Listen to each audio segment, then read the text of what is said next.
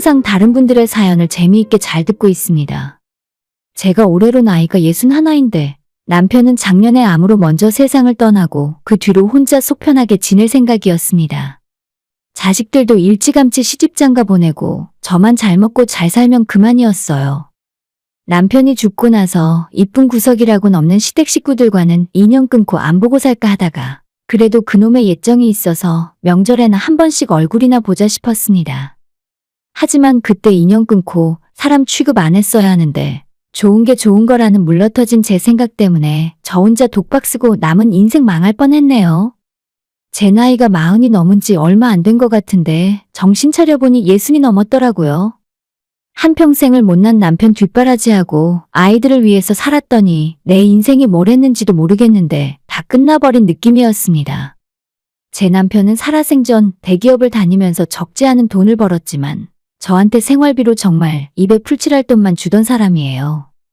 남편이 주는 돈으로는 아파트 관리비 내고 우리 네 식구 한 달 먹고 사는 식비에만 쓰더라도 간당간당한 돈이었고 어쩔 수 없이 저는 둘째를 초등학교에 보내기 시작할 무렵부터 밖에 나가 돈을 벌어야 했어요. 어떤 일을 하느냐는 전혀 중요하지 않았고 식당 일이건 마트 알바건 가리지 않고 했습니다.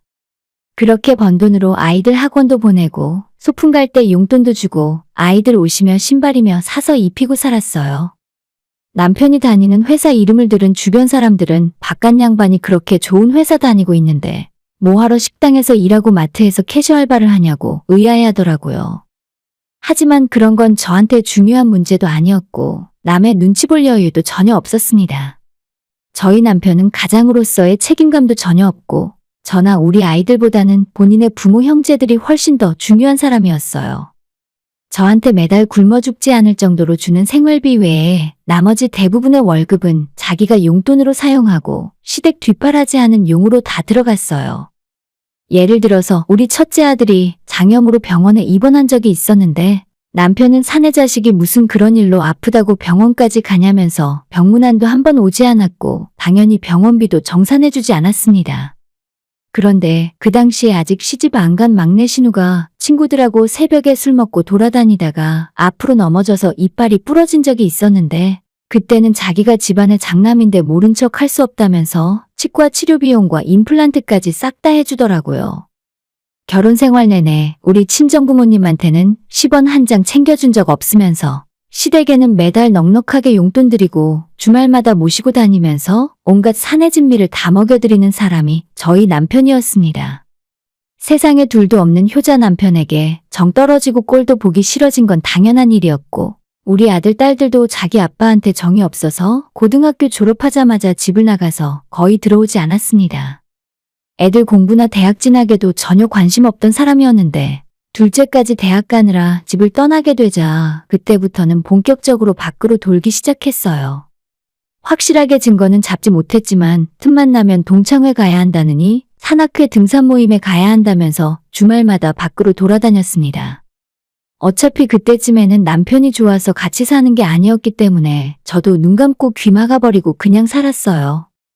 오히려 한 집에 남편이랑 같이 들어 앉아 있으면 꽉 막힌 것처럼 답답했고 그 인간이 밖으로 돌아다니는 것이 그나마 저한테는 낫더라고요. 그냥 빨리 이혼하고 남남으로 살까 싶다가도 지금까지 버티고 살아온 세월이 아까워서 선뜻 결정을 못 내렸고 어차피 이젠 서로 뭐라고 돌아다니는지 관심도 없는데 남편이 밖에서 뭘 하던지 신경도 쓰지 않았습니다.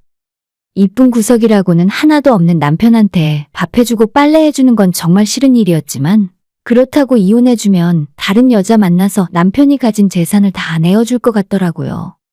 평생 술 담배를 입에 달고 살았기 때문에 살아봤자 얼마 안 남았을 것 같다고 생각했습니다. 역시나 아니나 다를까 남편이 칠순도 채 되기 전에 건강이 금방 쇠약해지더니 병원에서 암 판정받고 반년 만에 세상을 떠나버리더군요. 자식들도 아빠라면 소닥보듯 하기 때문에 병문안도 몇 번 찾아오지 않았고 나중에 중환자실에서 눈을 감기 전에 그제서야 저한테 미안했다는 한마디 남기고 떠났습니다.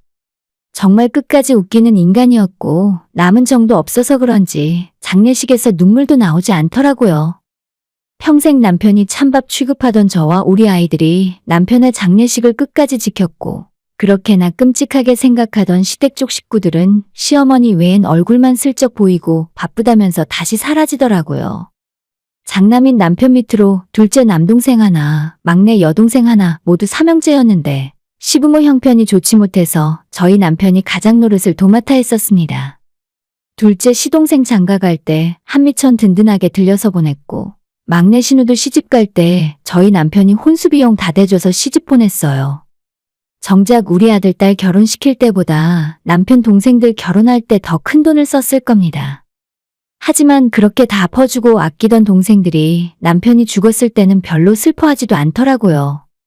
화가 나기보다도 미련한 남편에게 쌤통이라는 생각이 먼저 들었고 어차피 이젠 다 나랑 상관없는 일이니까 내 남은 여생은 속 편하게 즐기고 살아야겠다 마음을 먹었습니다. 어떤 사람들은 환갑이 넘은 나이에 이제 와서 뭘 얼마나 놀러 다니려고 그러냐고 주책이라 하시겠지만 사실 제가 23살에 시집와서 지금까지 마음 편하게 저를 위한 시간을 살아본 적이 없는 것 같아요. 결혼하고 2년 만에 첫 아이를 낳았고 애들 어릴 때는 애들 보느라 정신없이 보냈는데 아이들이 커가면서는 돈 벌어서 뒷바라지 해주기 위해서 제가 친구 만나고 놀러 다닐 시간조차 없었어요. 그나마 남편이 속 썩이는 것과는 별개로 제가 엄마로서 아이들을 위해 일을 해서 돈을 버는 건 하나도 힘든 줄 모르고 할 수 있었습니다. 내가 사랑하는 아이들 먹이고 입히는 데 쓰는 돈인데 뭐가 아까웠겠어요? 남편과 결혼하기 전에는 저도 나름대로 은행 다니면서 앞길이 창창했던 사람이었어요. 제가 대학은 못 나오고 상고를 나왔지만 거기에서 공부도 잘했고 똘똘하다는 소리를 자주 들었기 때문에 은행 다니던 시절에도 인정받고 지냈어요.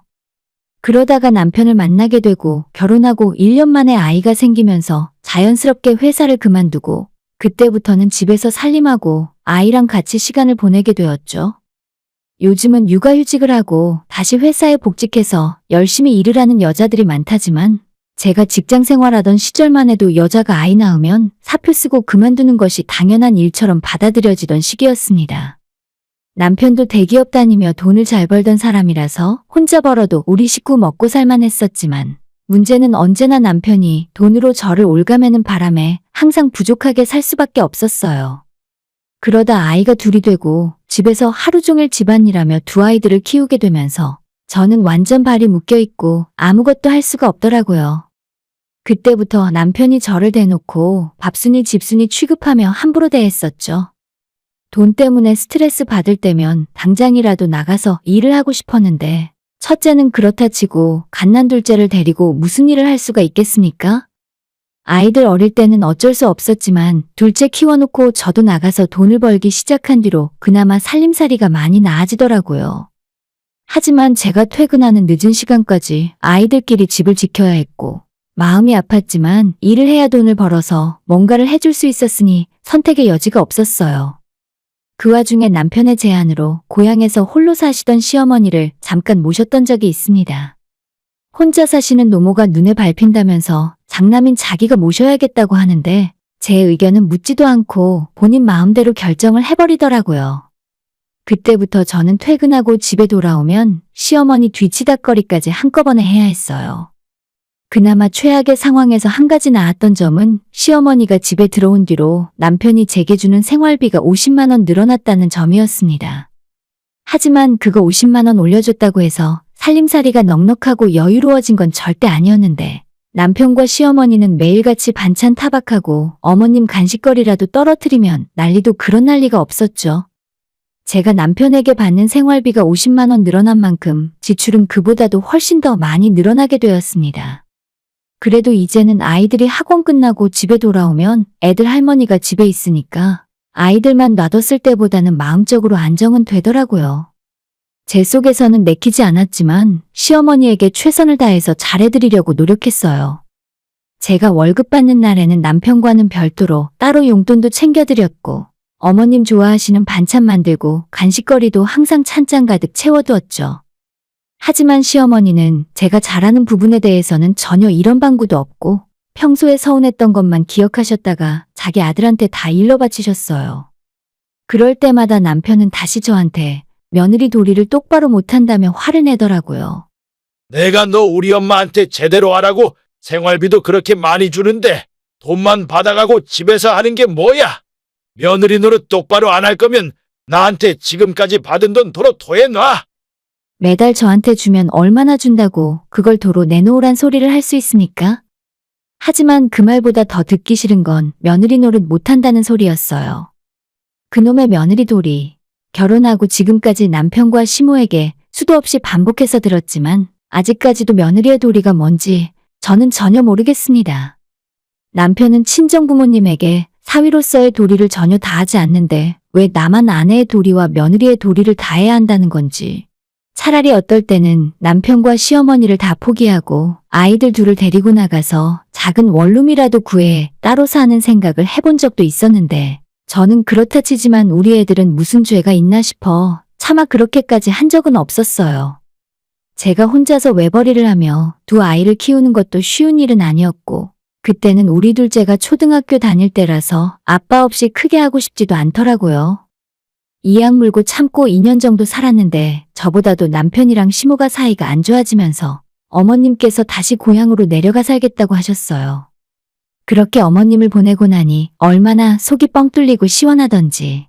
그때부터는 남편은 이제 신경도 안 쓰게 되었고 아이들 둘만 바라보며 살았습니다. 아침 9시에 출근해서 잔업까지 하고 나면 보통 8시가 넘어서야 집에 들어왔고 그 시간에 쌓여있는 식구들 설거지도 하고 청소 빨래하며 제대로 쉴 시간도 없었지만 어머님 모시고 살 때에 비해서는 천국이나 다름없었습니다. 남편이 밖에서 뭐라고 돌아다니던지 정말 하나도 신경 쓰이지 않았고 남편의 역할은 그저 생활비 가져다 주는 걸로 만족하며 더 이상 바라는 게 없었어요. 우리 두 사람의 부부관계는 진작 파탄나다시피 했지만 어차피 그 나이에 이혼해봤자 서로에게 좋을 것도 없었고 각자 딴 생각하면서 아이들 키우며 그냥 살았습니다. 특히 대학 입시 준비하는 아이들에게 상처를 주고 싶지 않아서 이혼을 할 때는 하더라도 애들 대학까지 다 보내놓고 나중에 해야겠다는 마음이었어요. 사실 그때는 지금보다도 이혼한 여자에 대해 인식이 별로 좋지 않았고 애들도 있는데 자기 혼자 살겠다고 가정을 버린 여자라고 손가락질 받을까봐 겁이 나기도 했었습니다. 그렇게 몇 년 더 그냥 살다 보니 아이들 대학 다 보내놓고 남편과 단둘이 집에 남겨져서 서로 병풍 보듯 하며 살았어요. 아이들까지 대학 보내고 집에서 독립시키고 나니 이제라도 이혼을 할까 말까 고민도 했었지만 서로 다 늙은 처지에 이제 와서 이혼하면 뭐 하겠나 싶더라고요. 집안에 돈이 많은 건 아니지만 재산 분할하는 것도 싫었고 아이들 시집장가 보낼 때도 멀쩡한 가정의 모습을 지키고 싶었습니다. 그렇게 다행인지 불행인지 자식들 둘 다 시집장가 보내고 몇 년 뒤에 남편이 먼저 세상을 떠났습니다. 이제는 세상에서 마음에 걸리는 거 하나도 없이 편하게 제 노후만 보내고 살면 그만이었죠. 남편이 남겨두고 간 집과 재산도 조금 있었고 저도 그동안 일하면서 모아놓은 돈도 있었기 때문에 이제는 일을 하지 않아도 충분히 혼자 먹고 살 수는 있었어요. 그렇다고 집에서 마냥 놀고 있자니 답답하기도 해서 일주일에 3-4번 소일거리하면서 지내고 있었습니다. 이대로 시댁과도 완전 인연 끊고 제 인생 살면 그만이었을 텐데 그놈의 정이 뭔지 명절마다 고향에 혼자 사시는 시어머니에게 선물도 보내고 안부전화도 한 번씩 드렸어요. 저와 사이가 그리 좋지는 않았지만 벌써 연세가 90이 가까운 데다 건강도 좋지 않아서 측은한 마음이 들었던 게 화근이었죠. 예전에 제가 2년 모셨던 뒤로 다른 자식들은 전혀 모실 생각 없고 그 뒤로 계속 혼자 사셨어요. 하지만 이젠 나이도 너무 많고 치매 증상까지 보이기 때문에 계속 혼자 두는 것이 맞나 싶었습니다. 그래도 아직 둘째 아들이랑 막내딸이 있는데 제가 상관할 문제는 아니라고 생각했죠. 그런데 작년 말에 시동생과 신우가 갑자기 저희 집까지 찾아온 적이 있었어요. 어머님 혼자 사시는 게 걱정이 된다며 다 같이 방법을 찾아보자 하더라고요. 대체 왜 저한테 이런 소리를 하는 건가 싶어 어리둥절했었는데 가만 들어보니 결국 저보고 시어머니를 모시고 살라는 소리였어요. 시동생이나 신우나 자기들은 집에 배우자도 있고 아직 출가 안 한 자식들이 있어서 어머님 모시기 불편한데 저는 넓은 집에 혼자 살고 있으니 모시고 살아도 문제 없지 않겠냐 하더라고요. 언니가 혼자 사니까 모시고 살면 딱이겠네. 어차피 이 집도 우리 오빠가 두고 간 거잖아. 저는 세상에 이런 철면피들이 또 있을까 싶었습니다. 멀쩡한 자식들이 둘이나 있는데 왜 피 한 방울 안 섞인 제가 시모를 모시고 살아야 하나요? 우리 친정엄마랑 같이 사는 것도 불편해서 따로 살고 있는 상황인데 시동생 둘은 만약 제가 시어머니를 모시고 살면 각자 50만 원씩 매달 100만 원을 저한테 보내주겠다 하더라고요. 그 소리를 듣고 그냥 그 돈으로 시설 좋은 요양병원에 보내라고 했더니 시어머니를 어떻게 그런 곳에 모실 수 있냐며 방방 뛰었습니다. 우리 엄마가 얼마나 형수를 좋아했는데 그렇게 내다버리라는 듯이 말을 할 수가 있어요? 아무리 손바닥으로 세상을 가리려고 해도 그런 말을 듣고 참기가 힘들더라고요. 다시는 나한테 와서 당신네 엄마에 대한 이야기 하지도 말라고 너희 형제들끼리 알아서 하라 했더니 저보고 너무 뻔뻔하다고 소리를 지르는 겁니다. 언니 진짜 너무한다. 우리 큰오빠가 불쌍하게 평생 일만 하며 살았는데 뻔뻔하게 오빠 집에서 다 누리고 살면서 어떻게 엄마 모실 생각을 안 할 수가 있어? 그 말을 듣고 눈이 뒤집어지더라고요. 뻔뻔하다고? 뻔뻔한 건 내가 아니라 사별하고 혼자 사는 나한테 와서 자기 엄마 데리고 살아달라는 너희들이 뻔뻔하지. 쓸데없는 소리 하지 말고 앞으로 나한테 찾아올 생각하지도 마. 주방에서 김장때 쓰고 남은 왕소금을 꺼내와서 시동생과 신우 얼굴에 뿌렸어요. 그 인간들은 쫓겨나는 와중에도 저보고 그렇게 살면 천벌 받는다고 헛소리를 하더라고요. 천벌은 무슨, 사별하고 혼자 사는 저한테 와서 치매 걸린 시어머니 모시고 살아달라는 그 인간들이 천벌을 받아야죠. 얼굴에 소금까지 맞고 쫓겨났지만 며칠 뒤에 또다시 전화를 하더니 한 달에 100만 원이 돈이 적어서 그러냐면서 자기들이 75만 원씩 한 달에 150만 원을 보내줄 테니까 어머님 돌아가실 때까지만 모시고 살아달랍니다. 아가씨 그렇게 돈 많아요? 정 그렇게 저보고 모시라고 할 거면 어머님 앞으로 되어 있는 시골선산이랑 어머님 사시는 집까지 전부 제 앞으로 명의 돌려주세요. 그러면 한번 생각해 볼 수도 있겠네요. 그랬더니 저보고 돈에 미치고 환장했다면서 쌍욕을 하고 전화를 끊었습니다. 당연한 소리지만 그 인간들은 어머님 돌아가시면 저한테 한 푼도 나눠줄 생각이 없을 거예요. 앞으로 몇 년을 더 사실지 모르니 저한테 푼돈이나 던져주고 전부 뒤치다꺼리 시킨 다음에 재산은 자기들끼리 갈라먹을 생각이었겠죠. 저도 남편 죽고 나서는 남은 시댁재산에 전혀 욕심 없이 살았는데 어머님 모시고 살아달라고 하니 이 정도 욕심은 부려도 되는 거 아니겠어요? 사실 어머님 재산을 저한테 다 준다고 해도 단 하루도 같이 살고 싶지 않습니다. 제가 이 나이에 무슨 돈 욕심이 더 있어서 치매 걸린 시어머니 수발들며 살겠어요? 하지만 효과는 정말 좋았는지 제 입에서 재산 이야기가 나오자마자 바로 연락 끊더니 앞으로 저한테는 시댁 집안일 신경 쓰지도 말랍니다. 애초에 내 몫의 유산을 떼어달라고 할 생각도 없었지만 진저리가 나더라고요. 저한테 모셔달라고 부탁한 뒤로 결국 누가 모실지 궁금해서 지켜보고 있었는데 정말 웃기게도 요양병원 시설에 넣어버렸어요. 제 앞에서는 자기 엄마를 어떻게 그런 시설에 넣을 수 있냐고 방방 뛰었으면서 정작 자식들이 모시고 싶진 않았나 봅니다. 그런 걸 보면 시어머니도 정말 불쌍한 인간이다 싶더라고요. 가진 재산에는 욕심나지만 나서서 모시겠다는 자식 하나도 없으니까요. 저는 나중에 어머님 돌아가셨다고 해도 유산에 욕심 전혀 없었는데 이제는 조금 생각이 달라졌습니다. 신우랑 시동생 말하는 싸가지가 너무 없어서 혹시 제가 받을 수 있는 부분이 있는지 변호사를 찾아가서라도 알아봐야겠어요. 따지고 보면 제 아들이 이 집안의 장손인데 저희가 어머님 유산을 못 물려받을 이유는 하나도 없다고 생각하거든요. 저를 그냥 자극하지 않고 조용히 살게 놔뒀다면 이런 일이 없었을 텐데 그 인간들이 사람 잘못 건드린 겁니다. 끝까지 싸워서 우리 아이들 몫을 뺏어와야겠어요. 오늘의 사연은 여기까지입니다. 구독과 좋아요, 알림 설정 부탁드려요. 다들 행복하시고 좋은 하루 되세요.